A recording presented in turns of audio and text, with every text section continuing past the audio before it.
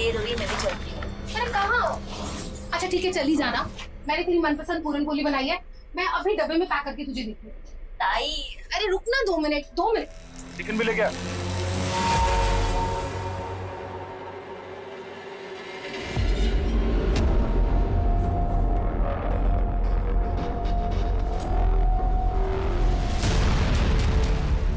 जी क्या कर रहे हैं आप?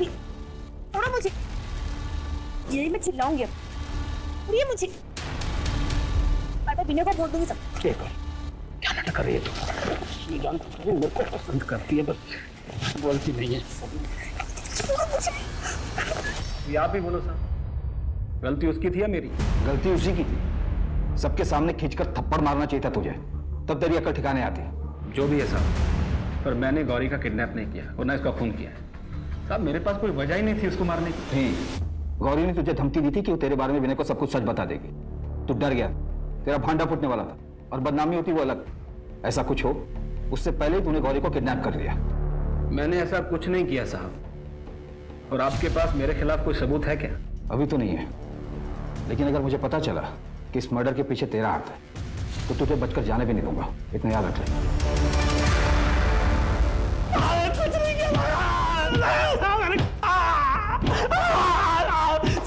नहीं किया। मुझे लगता नहीं है चंदू अपना मुंह खोलेगा। सर, श्रुति के मर्डर के समय चंदू पुलिस कस्टडी में था, तो ये खूनी कैसे हो सकता है? सैनिक, मंजू और किशन पाटिल, इन दोनों के बारे में कुछ पता चला? नो सर, उन सबके फोन अभी बंद आ रहे हैं। इन दोनों केसेस में कुछ तो है जो हमसे छूट रहा है।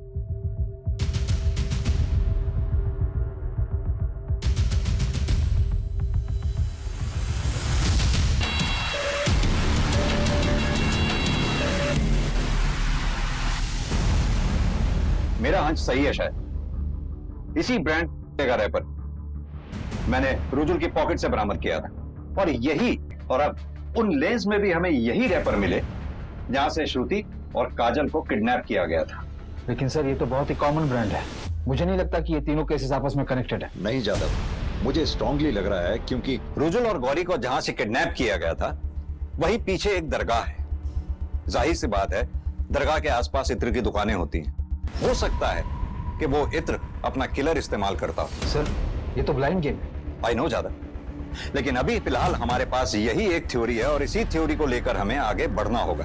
चारों की हत्या नायलॉन की रस्सी से गला घोंट कर की गई, और ये चारों किडनैप होने के बाद जैसे हवा में गायब हो गए। श्रुति, काजल और गौरी को बार बार रेप किया गया। सर, विक्टिम प्रोफाइल डिफरेंट है। श्रुति और काजल माइनर्स है, पर गौरी ग्रोन अप है। पता नहीं क्यों मुझे ऐसा लग रहा है कि ये सारे केसेस आपस में कनेक्टेड हैं। अभी के लिए मान लेते हैं इन सारे केसेस में एक ही हत्यारा है, सीरियल किलर। उसका प्रोफाइल तैयार करते हैं। मेल 35 से 42 साल के बीच। करेक्ट, क्योंकि गौरी की उम्र 32 साल की थी।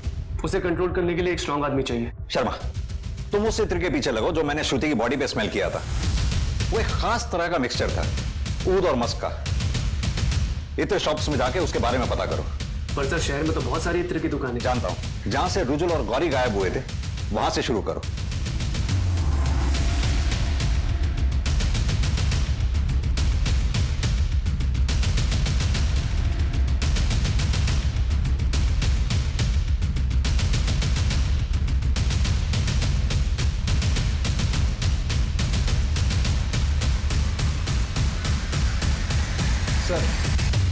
सर, मैंने तीनों विक्टिम काजल, श्रुति और गौरी के घर के आसपास के सभी पान की दुकानों पर पूछताछ की, पर प्रॉब्लम वही की वही है। ये ब्रांड काफी कॉमन है। इतने बड़े भीड़ में अपने किलर को ढूंढ पाना ऑलमोस्ट इम्पॉसिबल है। इस सीसीटीवी फुटेज में भी कई लोग पान मसाला खाते हुए दिख रहे हैं, लेकिन कुछ भी क्लियर नहीं है। सर, निशाना लग गया। इत्र की दुकान का पता चल गया। ऊद और मस्क का मिक्सचर है साहब।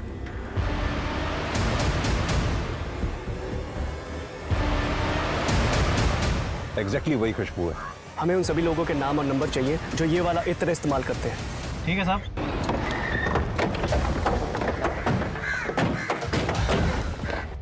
सर, ये वाला है। अभिनव वर्मा जी बताइए। आप एलएनसी बैंक की टीलागंज वाली ब्रांच में काम करते हैं? जी, मैं वहाँ पे ब्रांच मैनेजर। केएन नगर के पास एक दरगाह है जहाँ एक इत्र की दुकान है। क्या अक्सर आप वहाँ से इत्र खरीदा करते हैं? हाँ सर, वो तो बहुत पुरानी दुकान है, मैं हमेशा वहीं से खरीदता हूँ। इस घर में आप अकेले रहते हैं? नहीं, मैं मेरी माँ के साथ रहता हूँ। एक्चुअली उनकी तबीयत खराब है, इसलिए वो मेरी बहन के पास रहने गई हैं। मिस्टर वर्मा, क्या आप बता सकते हैं कि 17 सितंबर की शाम आप 5:30 से 6:30 बजे के दौरान कहाँ थे? बैंक में ही रहा होऊंगा सर। नॉर्मली सुबह 9 बजे से लेकर रात के 8 बजे तक मैं बैंक में ही होता हूँ। आप चाहे तो लॉगबुक चेक कर सकते हैं। और 10 अक्टूबर की दोपहर 1 बजे से 2 बजे के बीच में आप कहाँ रहे होंगे? प्रॉब्लम क्या हो गई? आप लोग इतने सवाल क्यों पूछ रहे हैं मुझसे? दरअसल एक मर्डर के केस की इन्वेस्टिगेशन कर रहे हैं। और आपको लगता है कि मैंने मर्डर किया है? एक्चुअली हमें एक लीड मिली थी जिसको फॉलो करते हुए हम यहाँ तक पहुँचे। एनीवेज, कोऑपरेट करने के लिए बहुत बहुत शुक्रिया। प्रसाद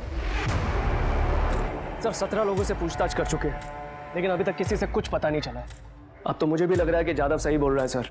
इन तीनों केसेस का ना आपस में कोई कनेक्शन नहीं। सर, मुझे लग रहा है हम गलत दिशा में जा रहे हैं। अंधेरी गली में निशाना साधा वो शायद गलत था।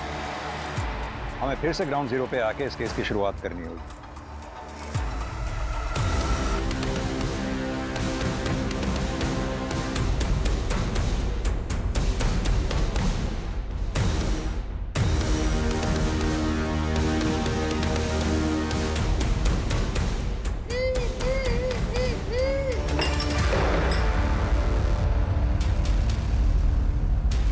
अंकिता, खोलो से।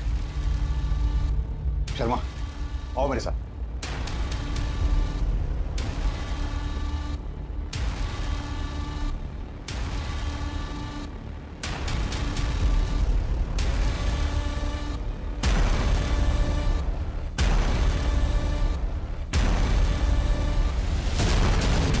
मैं आपको क्या जानवर और क्या इंसान, सब एक ही भगवान के बनाए हुए हैं, कोई फर्क नहीं। हर इंसान के अंदर एक जानवर होता है। ये तो सिर्फ हमारे ऊपर डिपेंड करता है कि हम सारी जिंदगी अपनी ख्वाहिशों को दबाकर जीते रहें या उस जानवर को खुला छोड़ दें बिना लगाम के, और हर वो चीज़ हासिल करें जिसे हम पाना चाहते हैं। जैसे मैंने हासिल किया। गौरी को मैंने सब कुछ दिया सर, और बदले में मैं क्या चाहता था? जब चाहूँ, जहाँ चाहूँ उसके साथ खेल सकूँ। उसका छटपटाना, दूर भागना, ये सब मुझे और आकर्षित करने लगा था उसकी तरफ। तो फिर तूने गौरी को मारा क्यों? इनफैक्ट गौरी से पहले काजल को क्यों मारा? क्योंकि वो खाते पीते हर समय मुझे वही दिखाई देती थी। मैं उसे हर हाल में हासिल करना चाहता था। काजल, श्रुति, प्रिया 10 से 12 साल की थी, बच्चियां ही क्यों? क्या है ना सर, इंसान रोज दाल चावल खा के चेंज तो चाहता ही है ना। मुझे अब बिरयानी खानी थी। बिरयानी खानी थी? बिरयानी खाएगा? बिरयानी खाएगा? दरअसल तू इंसान है ही नहीं, जानवर से भी बदतर है तू।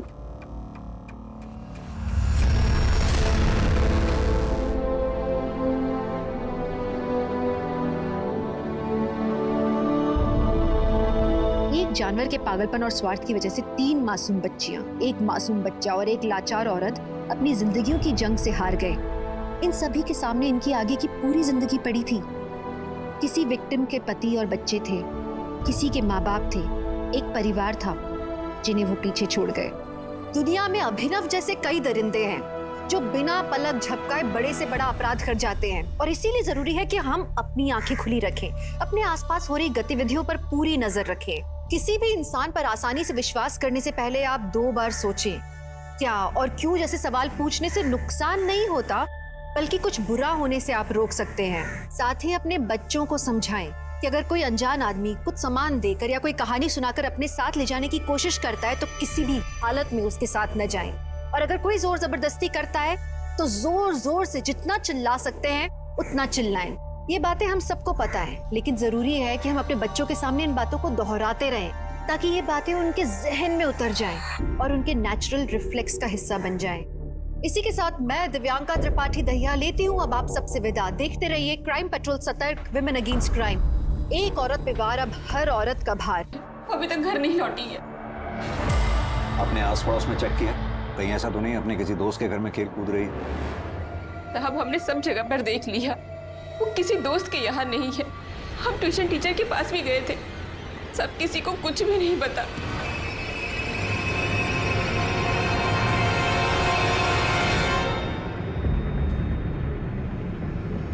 आप लोगों की किसी से कोई दुश्मनी या झगड़ा वगैरह? नहीं साहब, ऐसा तो कुछ नहीं है। और काजल, उसकी किसी से कोई दुश्मनी, कोई मनमुटाव? साहब वो सिर्फ 13 साल की, उसकी किसी से क्या दुश्मनी होगी? साहब काजल की फोटो को सभी चेक पॉइंट्स पर भी भेज दिया है। सर, आपको ये किडनैपिंग का केस लगता है क्या? काजल का बाप रवि एक फैक्ट्री में मामूली वर्कर है, माँ हाउसवाइफ है। फिरौती की रकम कहाँ से दे पाएंगे? अगर मकसद फिरौती नहीं है तो इसका मतलब काजल को नुकसान पहुंचाने के इरादे से टारगेट किया गया है। और जब वजह दिखाई ना दे तो अंजाम सोच से भी ज्यादा भयानक होता है। शुभम से बात करते हैं, फिलहाल तो हमारे पास वही लीड है।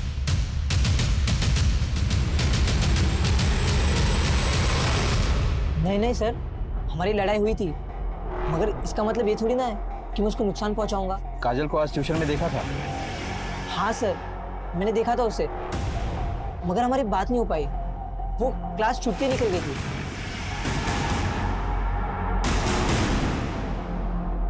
शुभम और ट्यूशन के बच्चों के बारे में पता करो, मामला संगीन है, खबरियों को भी इन्फॉर्म करो। ये केस प्रायोरिटी है।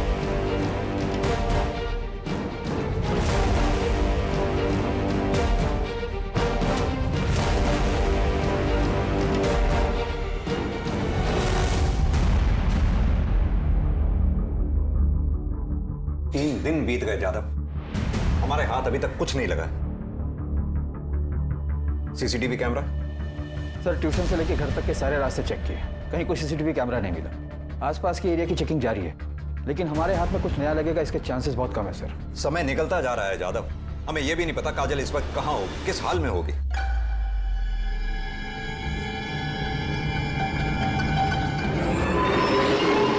कोई लीड नहीं है हमारे पास। साहब, एक लीड है, एकदम सॉलिड वाली है।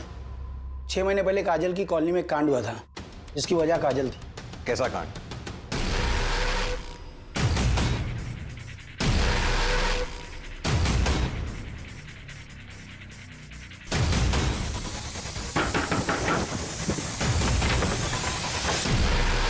कई बार रेप किया गया था। काजल की पोस्टमार्टम रिपोर्ट के मुताबिक उसकी हत्या 5 दिन पहले हो गई थी, यानी कि उसकी किडनैपिंग के 2 दिन बाद 19 से 20 फरवरी के बीच। और जैसा कि हमें शक था, काजल का मर्डर रस्सी से गला घोंट कर किया गया है। सर, काजल के गले पर नायलॉन की रस्सी की ट्रेसेस मिले, येलो कलर की रस्सी। काजल के घर के आसपास बात करो, जिस दुकान पे भी इस तरह की रस्सी मिलती है उनसे पता करो। मुझे पिछले 15 दिन में जिस किसी ने भी इस रस्सी को खरीदा उन सब की डिटेल चाहिए, शायद कुछ हाथ लगे। सर, ऐसे कैसे हो सकता है कि किलर को किसी ने भी नहीं देखा? हमारे हाथ में एक भी विटनेस नहीं है। कातिल बहुत शातिर है जादव, वो ये बात बहुत अच्छी तरह से जानता था कि उस एरिया में सीसीटीवी कैमरास है ही नहीं। इसका मतलब उसने उस एरिया की रेकी की होगी, फिर पूरी प्लानिंग के साथ उसने काजल को किडनैप किया। सर, काजल की किडनैपिंग के वक्त उसने बिल्कुल भी शोर नहीं मचाया था। हो सकता है कि ये किडनैपर उसके जान पहचान वाला हो। मैं काजल की फैमिली और उसके आस पड़ोस के लोगों की डिटेल्स निकलवाता हूँ। जादव, जिस किसी पे भी शक है उठा लाओ उसे।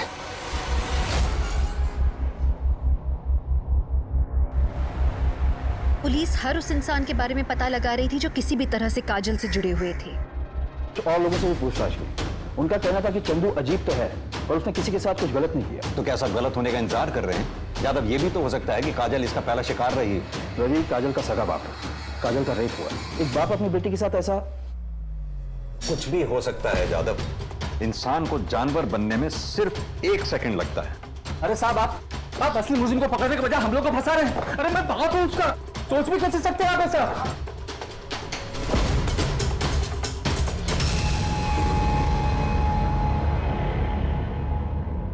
हाँ साहब, ये सच है। मेरे पति को बेटा चाहिए था। काजल स्कूल जाए इसके लिए वो मान गए थे, लेकिन काजल का ट्यूशन जाना उन्हें बिल्कुल पसंद नहीं था। उनका मानना था कि अगर काजल को इतनी आज़ादी देंगे तो वो बेलगाम हो जाएंगे। लेकिन साहब, मैं जानती हूँ मेरी बच्ची ऐसी नहीं थी, वो तो सिर्फ पढ़ना चाहती थी। मनीषा जी, 17 सितंबर जिस दिन काजल गायब हुई, क्या उस दिन भी आपके घर में कुछ झगड़ा हुआ था? मेरा मतलब, आपके पति रवि ने काजल से कुछ कहा था? हाँ, मैं चिल्लाया था, बोला था ना ये ट्यूशन जाने की कोई जरूरत नहीं है। बस इसके बाद तंग आकर मैं घर से बाहर निकल आया था। कहाँ गए थे और कितने बजे लौटे? वो शाम 6 साढ़े 6 बजे के करीब घर लौट आए थे। यानी कि आपका मतलब है जिस समय काजल गायब हुई आपके पति घर पे नहीं थे। पर इससे ये कैसे साबित होता है कि मैंने ही अपनी बेटी को मार डाला? आपको लगता है कि मैं इतना गिरा हुआ हूं? वो मेरी बेटी थी, बेटी, सिर्फ 13 साल की मासूम बच्ची, और मैंने उसे हमेशा के लिए खो दिया सर। मेरे पति में लाख बुराई सही, लेकिन वो अपनी बच्ची के साथ ऐसा कुछ नहीं कर सकते। हमें पता चला है कि चंदू का बच्चों के प्रति कुछ अजीब सा लगाव है। क्या कभी चंदू ने काजल को अजीब तरह से छूने की कोशिश की? मुझे नहीं लगता साहब। अगर मुझे ऐसा कुछ लगता तो मैं उसे अपनी बच्ची के आसपास भटकने तक नहीं देती। सच बोल रहा हूँ। साले कमीने, बच्चों की अश्लील वीडियो देखता है। तो साहब मैं मानता हूँ कि मैंने वो वीडियो देखे थे, लेकिन साहब काजल वो तो मेरे भाई की बेटी है, मैं उसके साथ कुछ करने की सोच भी नहीं सकता। मैं एकदम सच बोल रहा हूँ साहब। साहब मैं एकदम निर्दोष हूँ साहब। इसकी खातिरदारी में कोई कमी नहीं छूटनी चाहिए। तब तक मारो जब तक ये सच ना बोला। साहब मैं एकदम सच बोल रहा हूँ साहब। मैं तो साहब जिसे कोई पकड़ नहीं सकता। पुलिस पहली बच्ची काजल को बचाने में नाकाम थी। गौरी के बारे में पुलिस को कुछ भी नहीं पता था और अब तीसरी बच्ची भी किडनैप हो गई थी। क्या था आखिर श्रुति के नसीब में आगे? क्या ये केसेस आपस में जुड़े हुए थे या पुलिस अलग अलग क्रिमिनल से डील कर रही थी? क्या पुलिस गुमराह होकर सच में गलत राह पर चल पड़ी थी, या इस केस का और भी भयानक रूप अब तक किसी के सामने नजर नहीं आया था? काफी सिमिलर है। काजल और श्रुति दोनों की एज लगभग बराबर है सर, 10 साल और 13 साल। किडनैपिंग का तरीका भी बिल्कुल सिमिलर है सर। किडनैपर आया, बहुत आराम से लड़की को उठाया और हवा में गायब सर। किसी ने कुछ नहीं देखा, किसी के पास कोई एविडेंस नहीं है, कोई सीसीटीवी फुटेज नहीं है, और बाद में इन दोनों की फैमिलीज को कोई रैंसम की कॉल भी नहीं आई। सिमिलरिटीज तो है, पर हमें इतनी जल्दी कंक्लूजन पर नहीं आना चाहिए। कहीं हम एक ही आदमी को ढूंढते रहे और किलर विक्टिम का कोई अपना ही है। एक काम करते हैं, केस को इन्वेस्टिगेट करते हैं, देखते हैं क्या निकलता है। Right sir.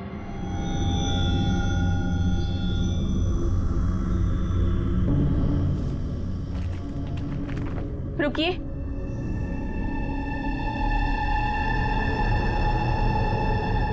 आपके लिए मैंने पुलिस से झूठ बोला। जिस दिन काजल का कत्ल हुआ आप घर नहीं आए थे। कहीं पुलिस जो कह रही है वो सच? क्या बोला तूने? क्या बोला? वो तो पुलिस वाले हैं, उनका काम है शक करना। पर तू ऐसा कैसे सोच सकती है? दोबारा ऐसी बकवास की ना तो जान से मार दूंगा। एक तरफ काजल की मौत की खबर से मनीषा और रवि के बीच की दरार और बढ़ रही थी, और दूसरी तरफ पुलिस के पास एक और दिल दहलाने वाला केस आया। शहर से दूर डेड बॉडीज मिली, एक नहीं बल्कि 2। सर गौरी और उज्जवल की पोस्टमार्टम रिपोर्ट आ गई है। मर्डर 5 दिन पहले हुआ, रस्सी से गला घोंटकर, अराउंड 5 से 6 अक्टूबर के बीच। रिपोर्ट के मुताबिक गौरी की बॉडी पे काफी असॉल्ट मार्क्स। सर मैंने गौरी के पति विनय और उसके बहनोई शंकर से भी बात की। विनय तो शोक में था, पर उसका बहनोई शंकर मुझे कुछ गड़बड़ लगा। एक काम करो, उस्मान से कह के शंकर का काला चिट्ठा निकलवाओ और मुझे अपडेट देते रहना। जी सर। हाँ शर्मा बोलो। कि ना बर्दाश्त नहीं कर पाया, इसलिए उसे जान से मार डाला है ना? अरे साहब कुछ भी बोल रहे हैं आप। ठीक है, गौरी मुझे पसंद थी, सुंदर थी, मेरा दिल आ गया था उस पर। पर साहब मैंने कभी उसके साथ कोई जबरदस्ती नहीं की। इसलिए क्योंकि तू उसकी बहन का पति है? नहीं साहब, इसलिए क्योंकि मुझे कभी गौरी के साथ जबरदस्ती करने की जरूरत ही नहीं पड़ी। साहब अभी वो इस दुनिया में नहीं है, पर आपको एक बात बोलूं, वो जितनी भोली दिखती थी ना उतनी थी